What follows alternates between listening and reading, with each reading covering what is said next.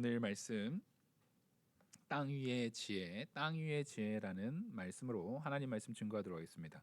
이 야고보에서 이 뒤에 본문 오늘 13절부터 이 18절, 이 13절부터 18절 전체의 내용은 사실상 크게 이제 세 가지 부분으로 나눠져요.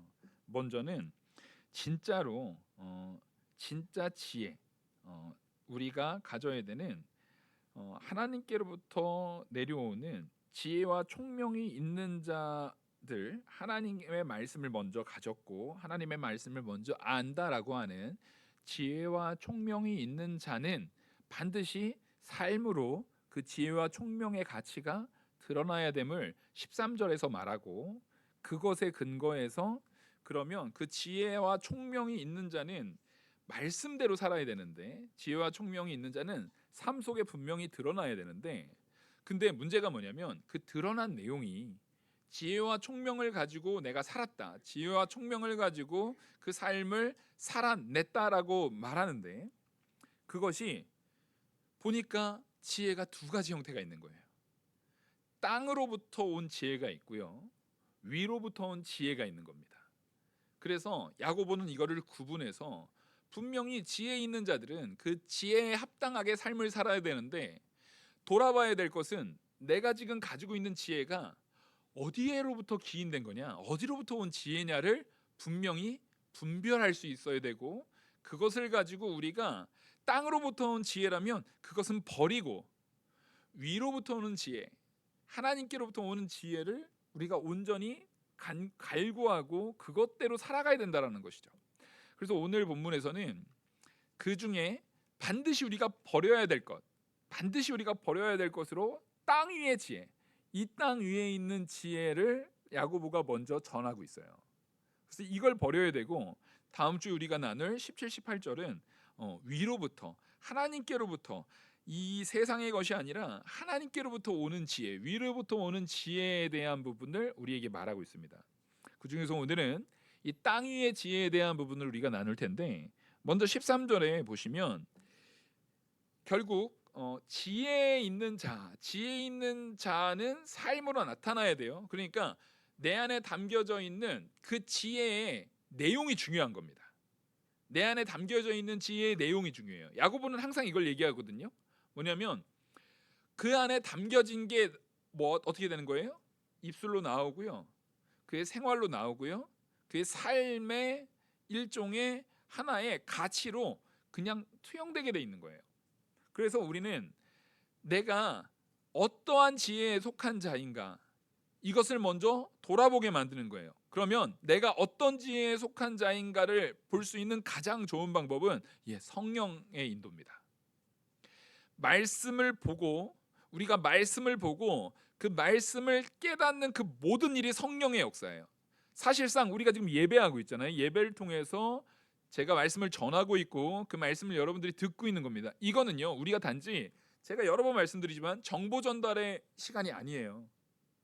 여러분들한테 지식 전달하는 시간이 아니라, 왜 우리가 모이기를 힘써야 되고 모여서 예배하는 일이 굉장히 중요하냐면, 이것은 성령께서 나를 성령의 역사대로 우리 안에 참된 지혜로 채워나가는 하나님과 나와의 관계 속에 역사를 직접 주재하시는 시간이거든요. 그래서 하나님께서는 우리한테 모이기를 힘쓰라고 말하시는 거예요. 그래서 이 시간은 분명히 말하지만 교회가 여러분들을 초대한 것도 아니고, 목회자나 섬기는 사람들이 여러분들을 초대한 것도 아니고, 우리가 하나님을 초대하는 것이 아니라 하나님이 이 예배를 배설하시고 하나님께서 이 예배를 전부 다 준비하신 이후에 우리를 초대하신 겁니다. 그래서 우리는 하나님께서 베푸시는 이 말씀의 양식을 받아 누리는 자들인 거예요. 그래서 우리는 영적으로 언제나 배불러서 가야 되는 거예요. 영적으로 배부름의 역사가 우리 안에 반드시 있어야 돼요.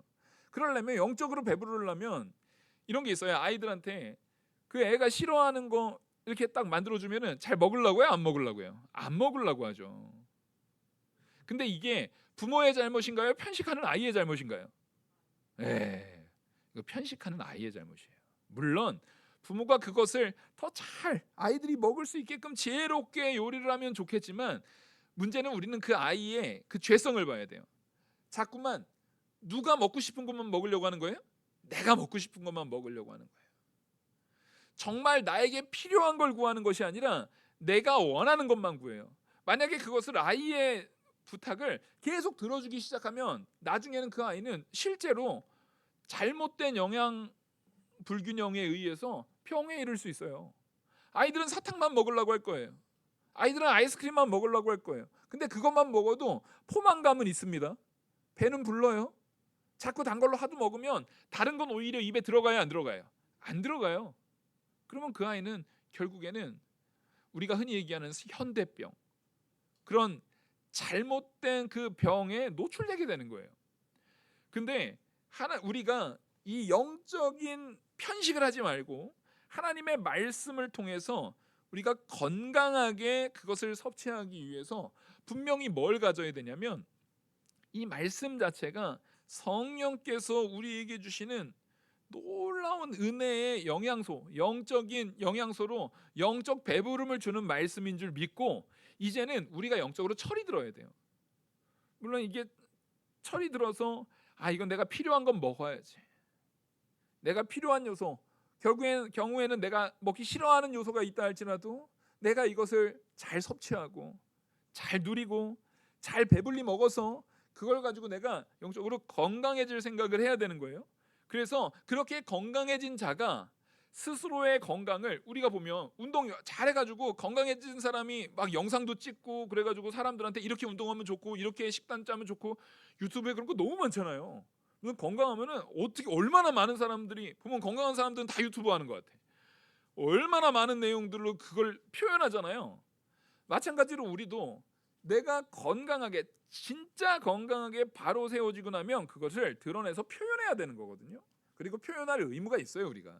우리가 표현할 의무가 있는데, 근데 여기에서는 우리가 이런 컨텐츠들도 잘 분별해야 되는 게, 건강 이렇게 하면 건강해진다라고 했는데 나중에 알고 봤더니 그 방법이 잘못된 방법인 경우가 많아요, 안 많아요? 많아요. 처음에 볼 때는 그럴듯해 보였거든요. 처음에 볼 때는 아주 좋아 보였거든요. 근데 사실은 그 방법을 따라가다가 잘못된 건강에 피해를 보는 경우도 종종 생겨요. 그래서 우리는 그 지혜의 요소가 진짜 무언가, 그게 진짜인가, 그것이 온전하고 합당한가를 분별해야 되는데, 세상의 건강에 대한 지혜를 가지고 분별하려면은 뭐 의학 무슨 논문도 봐야 되고 막 이런 것도 봐야겠지만, 영적 건강에 있어서 볼 거는 딱 하나밖에 없어요. 성경밖에 없어요. 하나님이 말씀하시는 방법인가, 위로부터 오는 것인가, 아니면 이 땅에서 주로 사람들이 말하는 방법에 의한 것인가를 우리는 성경을 통해서 분별하는 겁니다. 성경을 통해서 분별하는 거예요. 그래서 13절 우리 한번 같이 읽겠습니다. 13절이 사실은 이 모든 것에 내가 참된 지혜를 가지고 그 지혜를 가지고 살아야 된다는 걸 얘기하는 거거든요. 13절 같이 읽겠습니다. 시작. 너희 중에 지혜와 총명이 있는 자가 누구냐? 그는 선생으로 말미암아 지혜의 온유함으로 그 행함을 보일지니라. 아멘. 자, 선행으로 말미암아, 제가 선생으로 발음을 잘못했어요. 자, 지금 지혜와 총명이 있는 자가 누구냐면 선생이거든요. 제가 머릿속에 지혜와 총명이 있는 자가 선생이니까 뒤에 선행을 선생으로 발음했어요. 이 지혜와 총명이 있는 자는 앞서 야고보가 그래요. 많이 선생 되래요? 많이 선생 되지 말래요? 많이 선생 되지 말래요. 왜냐하면 선생된 자는요, 반드시 그 선생된 자로서의 책임이 따릅니다. 우리는 선생으로서의 권위만 누리려고 하고 그것에 의해서 나타나는 희생의 책임은 안 하려고 하는 게 문제인 거예요. 여기에서 지금 너희 중에 지혜와 총명이 있는 자가 누구냐라고 물어볼 때 실제 지혜자라고 말하는 것은 유대교회, 지금 이거는 야고보가 유대인들에게 말하는 메시지라고 말씀드렸잖아요. 유대교의 머릿속에서, 유대교의 인식 속에서 지혜자라고 하면 명확합니다. 그 율법교사, 선생 얘기하는 거예요. 서기관, 랍비, 이 사람들 얘기하는 거예요. 근데 이 지금 얘기했던 선생 율법교사라든가 서기관들이라든가 예수님을 제외한 그 당시의 랍비들을 바라볼 적에 우리가 신약 성경에서 표현된 것이 그 사람들이 긍정적으로 표현됐습니까? 부정적으로 표현됐습니까? 부정적으로 표현됐어요. 왜냐하면 분명히 가르치는 자인데 거기에 그리스도가 없어요. 예수 그리스도가 없었어요. 예수 그리스도보다 누구의 의가 우선됐어요? 내가 율법 이렇게 많이 지켰어. 내가 율법 이렇게 많이 행했어. 내가 이렇게 많은 율법을 지켜나갔고, 그 부자 청년 말하는 것처럼 내가 율법 다 지켰습니다. 이렇게 하면서 자기가 다 지켰다라는 것을 사람들한테 어떻게 말하는, 자랑스럽게 당당하게 말하는 그런 교만한 모습. 실제로는 그 율법을 정말 제대로 깨달았으면 내가 다 지켰어라는 말이 나옵니까? 나는 죄인입니다라는 말이 나와야 됩니까? 그렇죠. 그러니까 지금 우리 성도님들이 그때 랍비보다 나아요. 훨씬 뛰어나신 거예요. 이거 비교할 수도 없어요. 율법을 통해서는 우리가 죄인임을 깨닫게 하는, 예수님께서 그래서 십계명을 딱 분명히 얘기할 때 이것은 지킬 수 있는 계명이 아니라 지킬 수 없는 계명, 사람으로서는 도저히 지킬 수 없는 것이다라고 얘기를 하면서, 네가 살인하지 말라 했지만 마음에 누군가를 미워하는 마음, 시기하고 질투하고 다투는 마음만 가졌어도 그 사람은 뭐 한 거예요? 살인한 거거든요. 지금 살인한 거예요. 음욕을 품는 마음만 가졌어도 그 사람은 이미 뭐 한 거예요? 간음한 거예요. 그러니까 우리가 다투는 마음, 남을 미워하는 마음이나 음욕을 품는 마음을 아예 제할 수 없다라는 것을 우리가 정직하다면, 영적으로 우리가 정직하게만 하다면 분명히 인정할 수밖에 없는 거잖아요. 그래서 예수님은 율법에 대한 가치를 뭐라고 설명하냐면 지킬 수 없는 거라고 얘기를 했는데, 정작 여기서 말하는 지혜 있는 자, 지혜자다라고 말했던 이 사람들, 유대주의의 입장에서 지혜자다라고 말했던 사람은 그거 내가 지켰어. 나 그거 지킨 사람이야. 나 그거 613가지 다 해놓고 나 다 지킨 사람이야. 나 그거 내가 행한 사람이잖아. 그러니까 너랑 나랑은 달라. 너랑 나랑은 수준이 달라. 난 너보다 훨씬 뛰어난 존재야. 나 그거 다 지킨 사람이야. 이거는 지금 지킬 수 없는, 사람이면 지킬 수 없는 거라고 예수님은 말하고 있는데, 정작 이 율법 교사들이라고 말하는, 이 지혜자라고 말하는, 유대주의 안에서의 지혜자라고 말하는 사람은 오히려 그걸 가지고 나는 지킬 수 있고 너는 지킬 수 없는 사람, 이게 지금 뭐라고 하는 거냐면요, 스스로를, 예수님의 말씀을 틀리게 만들고 스스로를 신적인 존재라고 지칭하는 거예요. 그러면서 나는 지키지 않은, 그들이 이제 주로 얘기할 때 이방인, 세리, 창기, 이 사람들을 비판했죠. 그 사람들은 아까 오전에 얘기했던 것처럼 나는 율법을 지킨 1등 시민이고 너는 율법을 어긴 2등 시민이야. 지금 기본적으로 스스로가 평등, 하나님께서 주시는 은혜 안에서의 자유로움, 은혜 안에서의 서로 존중하는 그 평등, 이게 요즘 사회학에서 말하는 평등을 말하는 게 아니라 우리에게 성도가 생각하는 평등은 다른 개념입니다. 사회학에서는 야 똑같아야 돼, 돈 다 얻어서 똑같이 나눠, 이게 평등이라고 말하지만 실제로 그게 평등입니까? 성경에서 말하는 평등은요, 그런 평등이 아니에요. 더 많이 일한 사람이 더 많은 부를 누리는 게 맞아요, 안 맞아요? 맞아요. 더 성실하게 일한 사람이 더 많이 일한 만큼의 가치를 가져가는 게 진짜 평등이에요. 근데 오히려 이 사회는요, 그런 개념을 망가뜨리다 보니까 오히려 이제 북한 같은 경우가 대표적인 예죠. 야, 니네 우리가 다 평등하게 나눠줄래니까 일단 다 모아, 다 모으고 대신에 이거 나눠줄 사람은 필요하잖아. 이걸 나눠주는 거는 내가 할게. 했더니 예, 평등하긴 해요. 평등하긴 해요. 평등하긴 한데 어떻게 평등해요? 다 가난하게 평등해요. 그러니까 요즘에 막 이런 거예요. 공부하는 것이 어렵고 뭐 대학생들이 부모 잘 만나가지고 어떤 애들은 막 좋은 교육 받고 좋은 학원 다니고 좋은 학교 다니면서 교육 받고, 나는 부모 잘 못 만나가지고 이렇게 해서 불평등한 거기 때문에 내가 이 공부하는 게 어렵습니다. 공부하는 것 자체가, 공부 잘하는 사람들만 좋은 애가, 그리고 성실하게 일 열심히 하는 사람들만 좋은데 그 나처럼 게임 좋아하는 사람은 뭐 못 사는 이 사회는 불평등하다고. 차라리 다 그냥 공등하게 돈을 줬으면 좋겠다고. 그런 사람들은요, 북한 가면 평등해져요. 아오지 탄광 가면 다 공부 안 해요. 아오지 탄광 가면은요, 다 토익 시험 볼 필요 없어요. 거기서 토익 시험 보라고 아무도 안 해요. 평등하게 꽁보리밥 줄 거고요, 평등하게 더러운 옷 입힐 거고요, 평등하게 일 시킬 거예요. 여러분 진짜 그런 평등을 원하시는 겁니까? 그런 평등을 원하는 사람 아무도 없어요.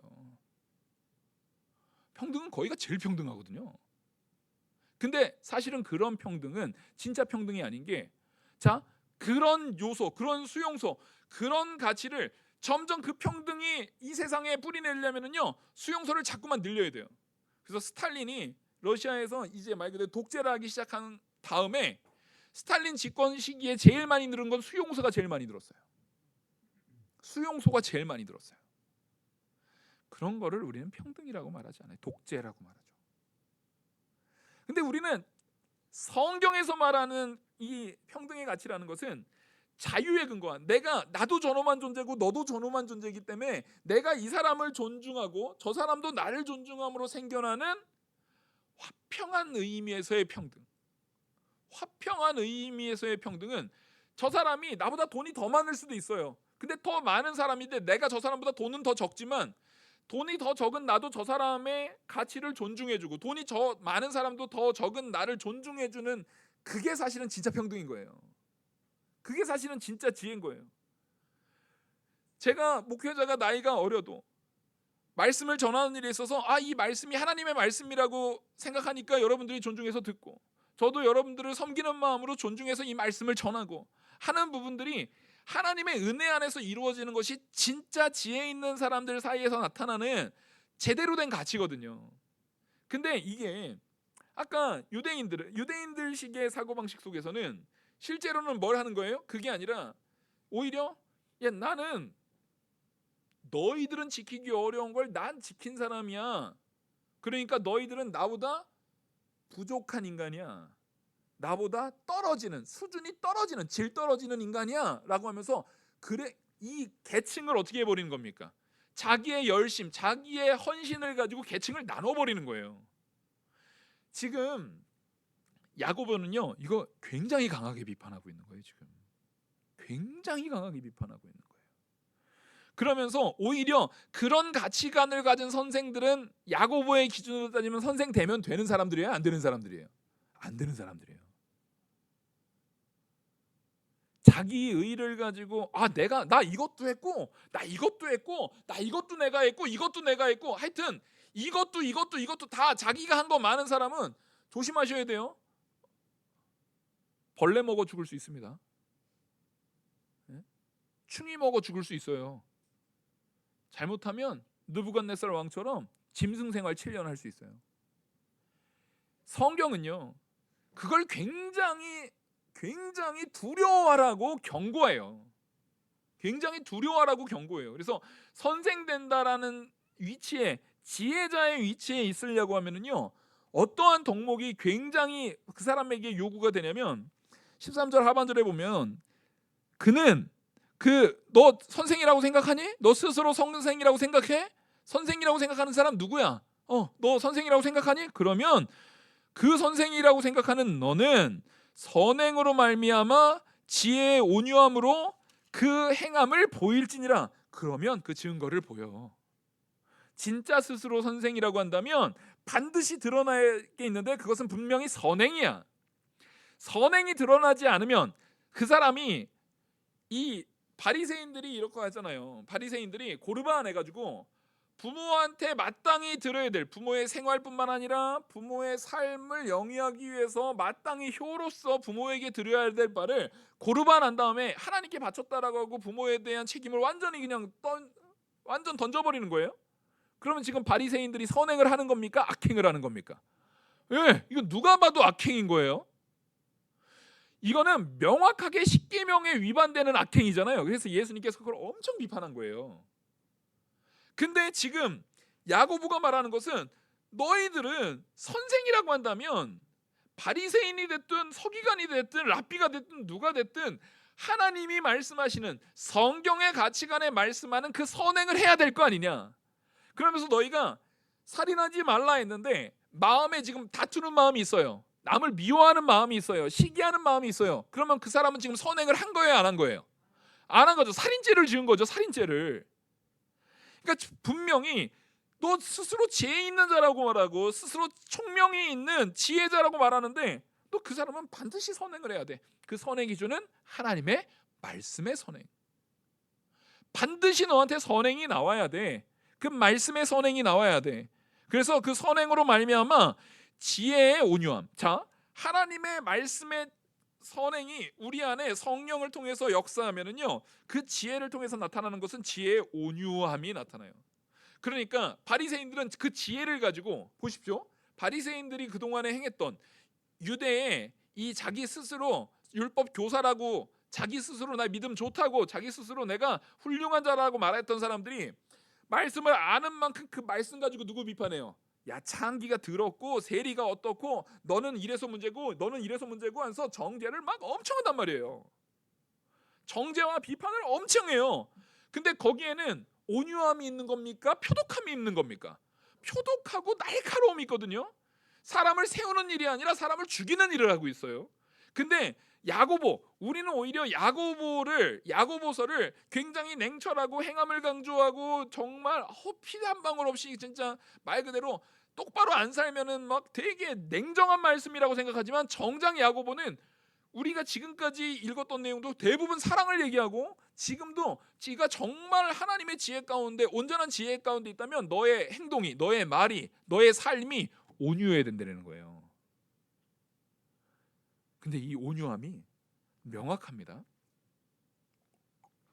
온유한 사람의 모습은 기본적으로 부드러움으로 나타나잖아요.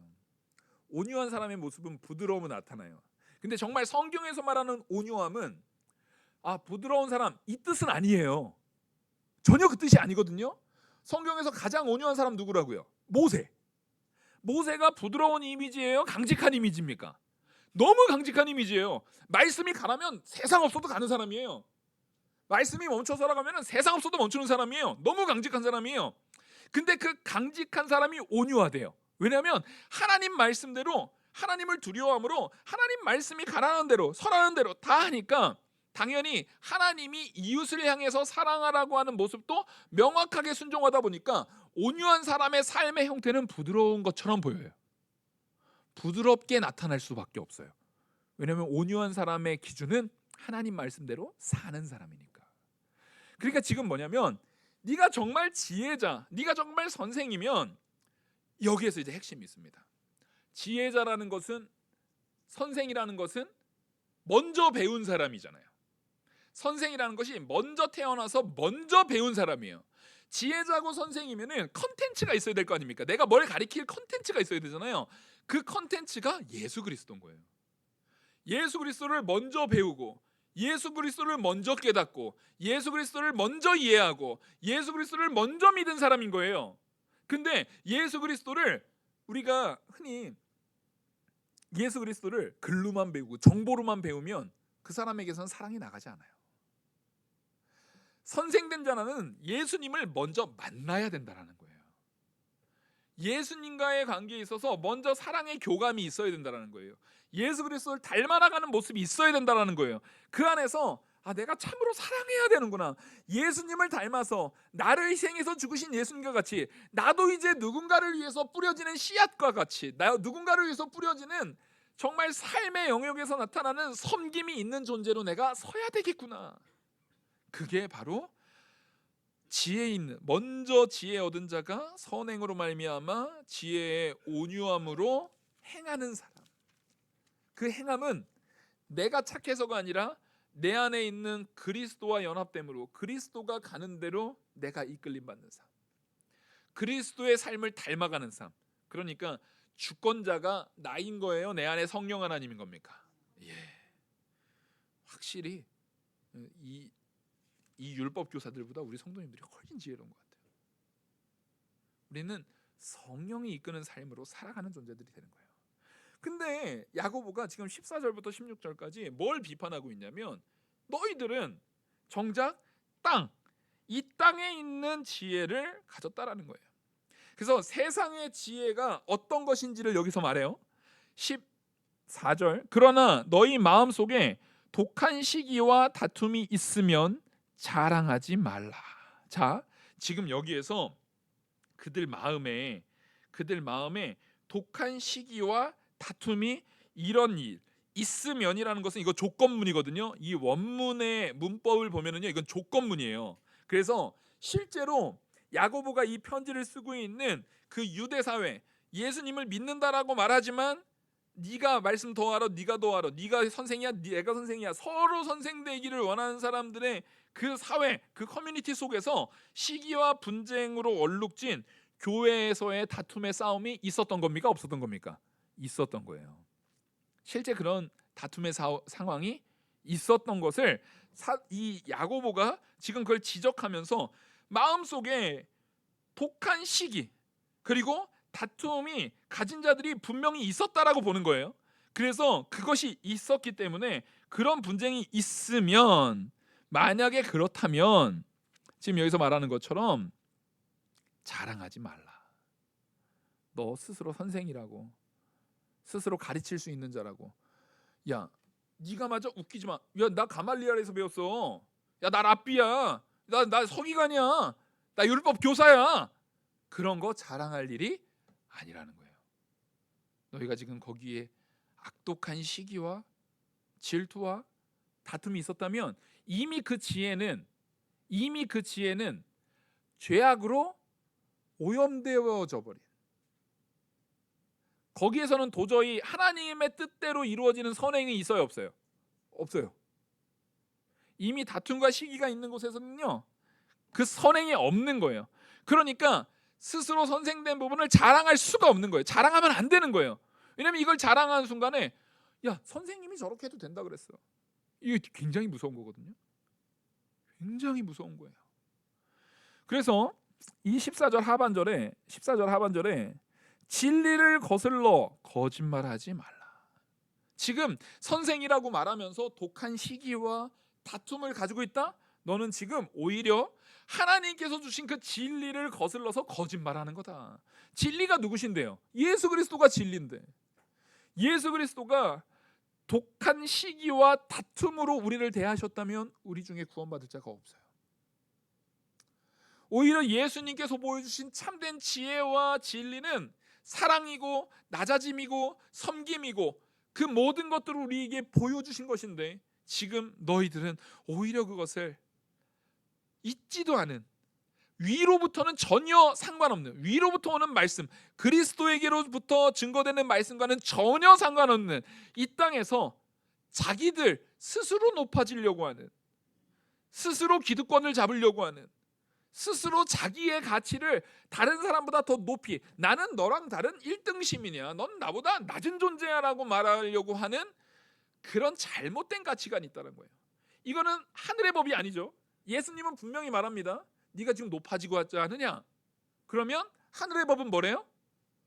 섬기는 자가 하늘에서는 높은 자라는 거예요. 그러니까 지금 이 땅에서 말하는 법은요, 아예 법의 원리 자체가 반대인 거예요 지금.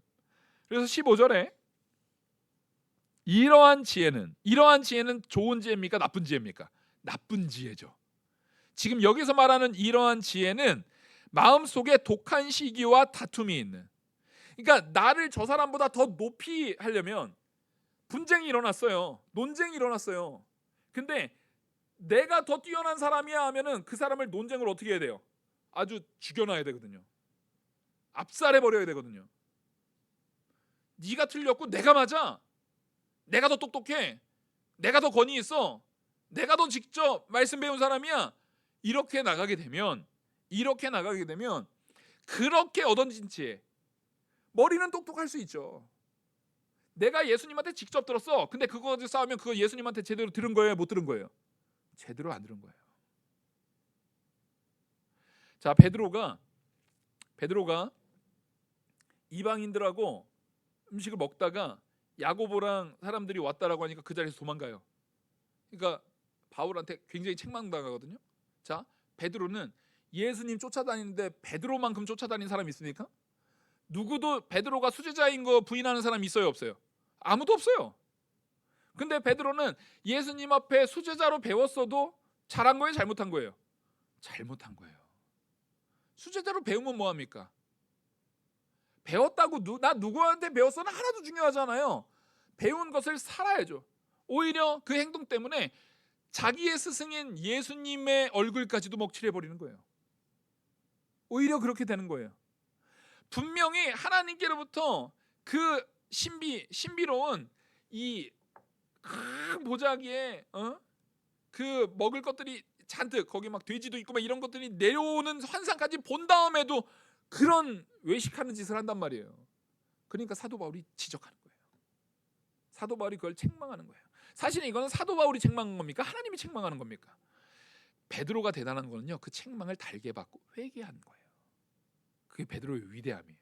맞아요. 우리도 책망이 있을 수 있어요. 근데 우리가 진짜 지혜로운 사람이면 그 말씀을 통해서 나타나는 책망들, 우리가 성경 보다가 말씀을 통해서 깨닫는 요소들이 있잖아요. 그러면 그 깨닫는 요소를 가지고 나를 돌이켜야 되는 겁니다. 회개하고 돌이켜야 되는 거예요. 우리는 그 모든 일들이 하나님의 은혜 안에서 이루어져야 된다라는 것을 분명히 깨닫는 존재가 되어야 돼요.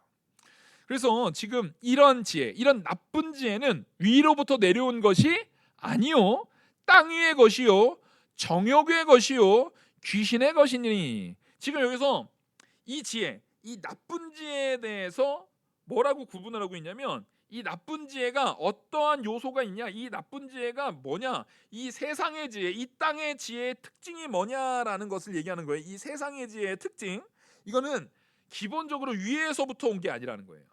위에서부터 온 게 아니라, 그러니까 하나님과 상관 있는 지혜라는 거예요, 없는 지혜라는 거예요? 하나님과 상관없는 지혜예요. 이 땅의 지혜예요. 자, 이 땅에서 보면은요, 이 땅에도 일정 부분의 정의가 있고 일정 부분의 도덕이 있고 일정 부분의 그런 사랑의 요소들이 있잖아요. 근데 이건 왜 있는 거냐면, 우리 자체가 하나님의 형상대로 창조받다 보니까 타락은 했어도 여전히 그 흔적들이 남아 있는 거예요. 근데 문제는 사랑을 하는데, 사랑을 예를 들면 하나님께서 하시는 사랑은 하나님으로부터 온 완전한 사랑인데, 우리가 이 땅에서 하는 사랑은 결국 누구 이익을 위한 사랑인 거예요? 나의 이익을 위한 사랑인 거예요. 내가 어떤 여자를 나 당신 너무 사랑해, 너무 사랑해. 근데 이게 정말로 하나님의 은혜 안에서 온전한 사랑이 되면 진심으로 그 사람의 얼굴도 안 보고 뭣도 안 보고 정말 온전하게 그 사람 자체를 온전하게 사랑해야 되는데, 여러분 그러실 수 있어요? 예? 물론 저희 집사람은 저 얼굴 안 봤다 그러더라고요. 믿음만 봤다 그러더라고요. 참 믿음 있는 사람이에요. 저는 얼굴 봤어요. 어떻게 안 봐요? 저는 어떻게 안 봐요? 안 그래요? 저만 쓰레기예요? 아니 어떻게 안 봐요? 보이는 걸. 그리고 그 사람한테 그런 요소가 끌리는 거잖아요. 아름다움이 저 아름다움이 나한테 매력으로 다가오는 거잖아요. 하나님께서 우리의 연약한 가운데 그런 요소들을 그냥 은혜 안에서 같이 품어주시는 거예요. 그러니까 사실은 우리가 가장 중요한 사랑의 부분, 부부관계의 사랑의 부분의 요소에 있다 할지라도요, 우리는 완전한 사랑으로 완벽하게 그 사랑을 완성할 수가 없어요. 없어요. 물론 저희 집사람은 믿음만 봤다 그러더라고요. 이게 우리는 하다못해 사랑에서도 이게 지금 온전하게 돼요, 안 돼요? 안 돼요. 온전하게 안 돼요. 그래서 저는 솔직하게 청년들한테 그래요. 믿음 안에서 얼굴 보고 결혼하라고. 거짓말 안 하려고. 적어도 그 마음이 끌리는 요소가 있고 그 사람에게 매력을 느끼는 요소가 있는 우리의 상태에 대한 부분을 하나님께서 죄악된 모습으로 타락되어졌지만 그것을 일정 부분 하나님께서 긍휼로 덮어주시고 점점 뭐하게 만드는 거예요? 사랑하게, 점점 자라나게 만들어지는 거예요. 자, 제가 지금은 어렸을 때는 처음에 20대 때 집사람을 만났을 때는 얼굴 보고 결혼했을 수 있지만, 자 이제 제가 만약에 이제 은퇴하고 나이가 한참 더 지나서 저희 아버지 나이쯤 되면은 제가 이제 한 83세쯤 됐다. 그러면 집사람이 한 80 되는 거거든요. 그럼 그때도 얼굴 보고 사랑해요? 아니라 확실하게 말씀해 주셨어요. 80 넘어도 얼굴 보고 사랑하는 거면은 그거 쉽지 않아요, 그죠? 우리는 그 같이 살아가는 과정 속에서 진짜 성도면 그 사람의 외모는 점점 후패해지고 늙어져서 얼굴도 주름도 많아지고 옛날의 아름다움이 점점 사라지고 이제는 점점 할머니의 모습으로 된다 할지라도 그 사랑은 점점 커져야 되는 거예요, 안 커져야 되는 거예요? 커져야 되는 거죠. 그게 건전한 하나님께서 이끄시는 건전한 삶의 모습이에요. 한 80쯤 되니까 내가 옛날에 사랑했던 그 얼굴이 아니야, 이제 우리 그만 헤어져, 이러면 사람도 아니래요. 들으셨죠? 저보다 훨씬 설득력 있는 말씀이세요. 그 사람도 아닌 거예요. 적어도 성도면 그렇게 하면 됩니까, 안 됩니까? 성도는 그런 가치관에서 완전히 탈피해야 되는 거예요. 성도는 그런 가치관을 완전히 버려야 되는 거예요. 그러니까 지금 여기서 말하는 것처럼 우리는 이 땅의 것은 언제나 정욕의 것인 거예요. 내 정욕, 외모만 보는 건 정욕이죠. 그리고 이 땅의 것은 귀신의 것이라고 말하는데, 이 귀신의 것이라는 것이 굉장히 잘 봐야 되는 게 야고보서에서만 나와요. 이 귀신의 것이라는 것은, 자, 우리가 귀신이 아무 때나 우리를 함부로 대할 수 있습니까, 없습니까? 없어요. 절대 그럴 수 없습니다. 절대 그럴 수가 없어요. 귀신이 우리를 항상 함부로 대할 수는 없어요. 근데 성경에 보면 실제로 귀신한테 휘둘리는 사람들도 나옵니까, 안 나옵니까? 그 왜 그래요? 귀신은 우리를 원래는 함부로 대할 수가 없는데, 우리가 지속적으로 자기 이익을 위해서, 자기 욕심을 위해서 계속 귀신이 좋아할 만한 악행들만 계속해요. 악에 중독돼 버리는 거예요. 그런 사람을 누가 사용하기 좋은 거예요? 귀신이 써먹기 좋은 거예요.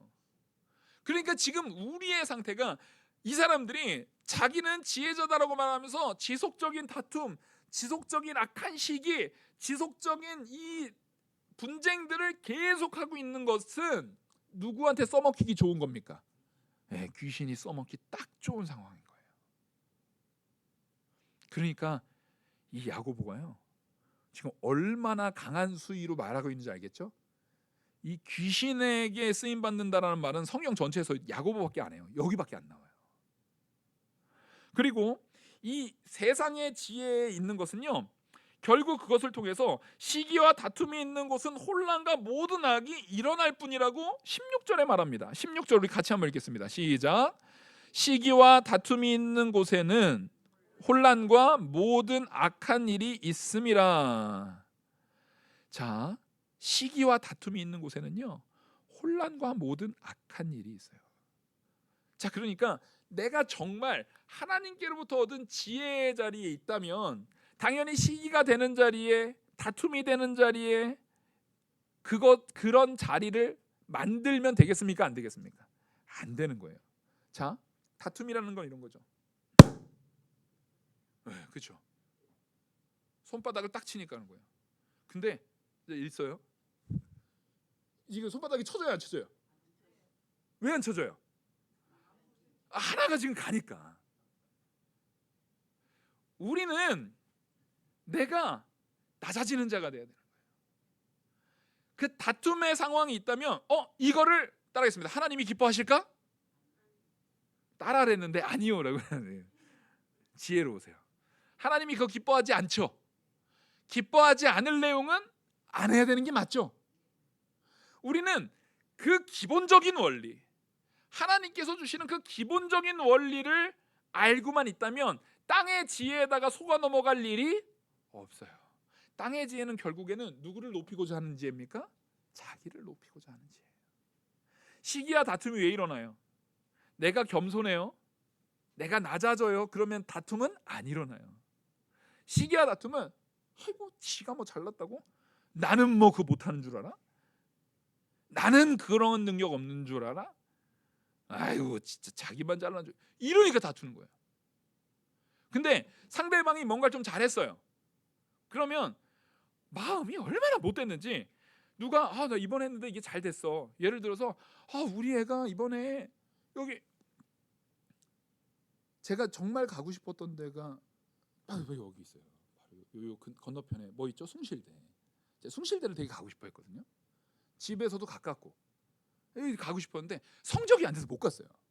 그래서 요 사당에서 못 내리고 저기 1시간 더 가가지고 한성대 입구에서 내렸단 말이에요. 여기를 못 와가지고 제가. 근데 누가 우리 아들이 여기 숭실대 갔어. 잘했죠. 숭실대 엄청 공부 잘하는데요. 잘했어요. 근데 숭실대 갔어.